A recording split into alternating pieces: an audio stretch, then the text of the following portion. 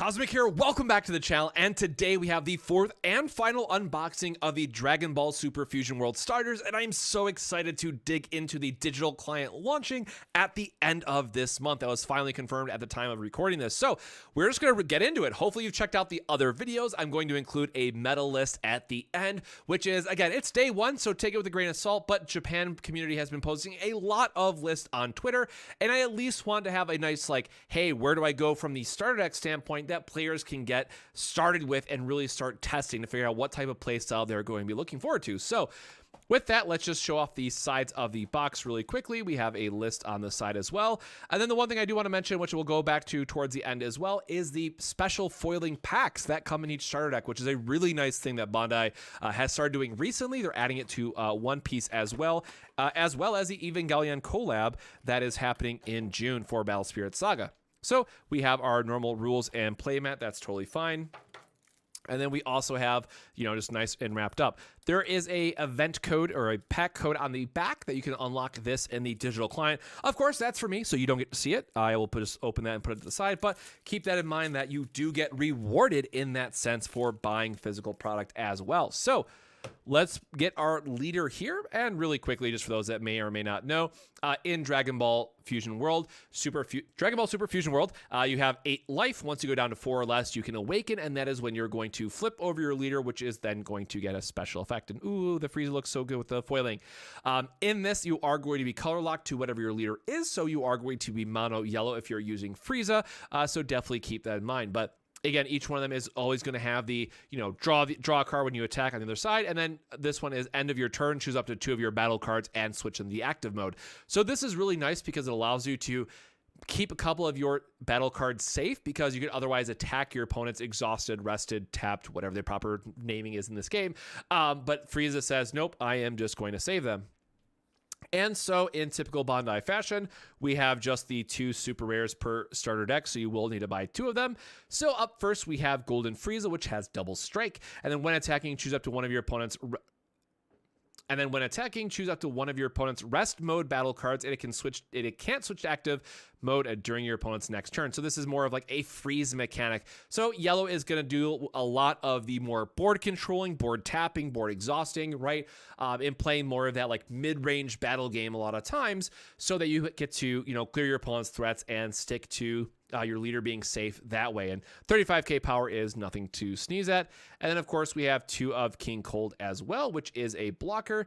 And then when KO'd, choose one of your opponent's rest mode battle cards. They cost a 4 or less and KO it. So, 25k attacker combos very well with Frieza's leader ability to make sure you can still untap it for a blocker on your opponent's turn.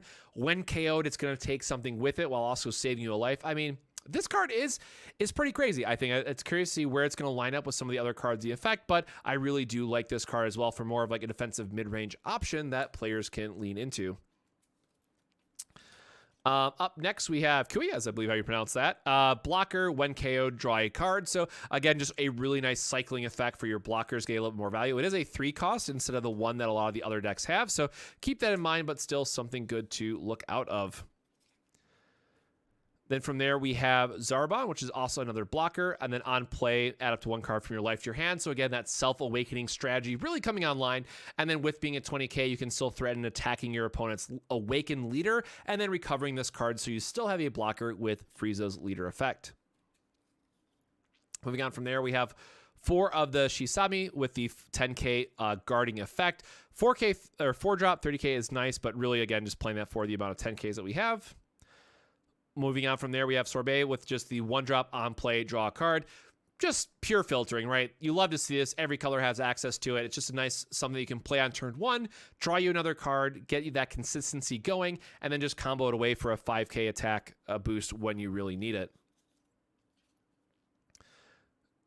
Oh, there we go. Going on from there, we have Tagoma with the 10k block on the side here. 20k, really nothing too excited to write home about. We then have our super combo, which again, every color is going to have this. Pick whatever super combo that you want ultimately at the end of the day, but you want to run 4 of them because that's what you can run in a deck. And it is just a really nice 20k guard that you can lean into when you really need it. Moving on from there, and just dropped the code card. That could stay on the ground. That's totally fine.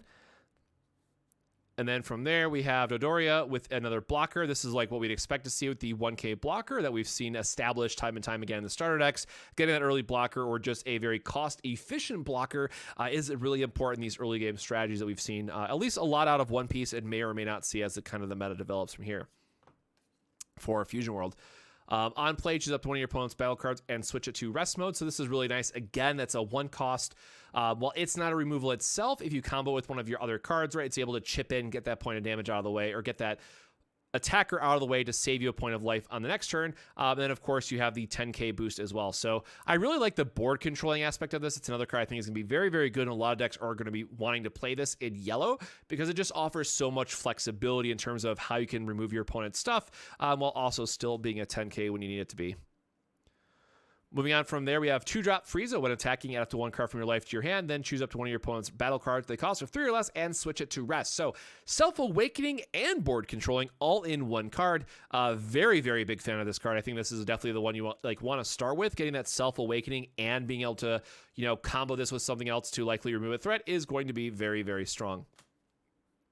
Moving on from there, we have another Frieza vanilla. 10k blocking power is really important with, or guarding power, I should say. Limo, 10k, not much really to be said there. And then we're getting into our event cards or extra cards. I am 4 for 4 on saying event instead of extra. So we have Golden Death Beam, activate main, choose up to one of your opponent's rest mode battle cards with cost 3 or less and KO it. So conditional, but when combined with some of your other cards or some of your other effects, it's going to be easy to tap them down. So just one cost low end removal is really nice. And then Death Ball. So activate, this is the 15k leader or battle card boost with an additional effect. Every starter deck has one of these. With this one, it's then choose up to one of your opponent's battle cards at the cost of 3 or less and switch it to rest. So really nice if they are planning on attacking with a different 3 cost or less that could threaten a card out of your hand.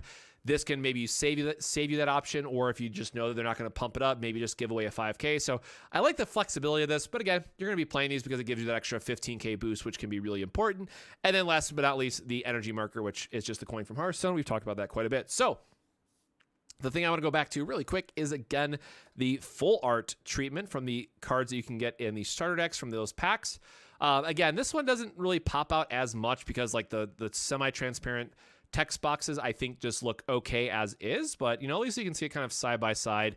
They're foiled. That's what's really nice. But again, I would have liked to seen some kind of like additional texture on them or something, or like even a little bit of gold stamping to really make them pop off. But what I do love is the extra cards that I write that time.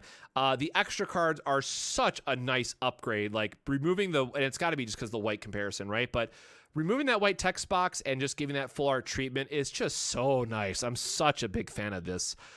So again, we'll have to wait and see what the prices settle at least right now in Japan. The most expensive one is Destructive Strength at $15, or I guess with conversion, it's probably like $12 USD. But of course, we are an entirely different market, different player base, all that stuff.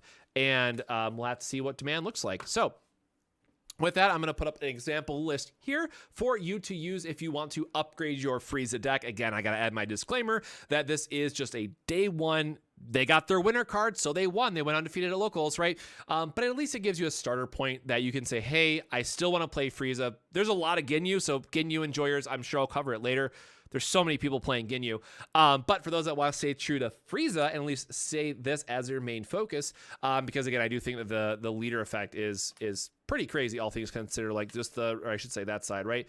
Getting to recover is quite good. So definitely use this as a starting point, get testing, and make sure to go check out the game at your locals as well. If you are unfortunate and don't have a local as well, then of course you can go enjoy the digital client, which is again launching at the end of this month. So that's it. That's the fourth and final starter deck unboxing that we have. And again, the meta list here that we pointed out. And we get to look forward to the full booster sets coming out soon, TM, right? I'll definitely record my case opening, and I'll probably record just like 2 of the unboxings, just like, hey, go through the experience. And then I'll do a full case recap at the end as well. So definitely make sure to subscribe for future content for Fusion World and some of the other games I'm really looking forward to covering in 2024 and celebrating their releases. So with that, my friends, stay safe, stay hydrated, and I'll see you in the next video. Cheers.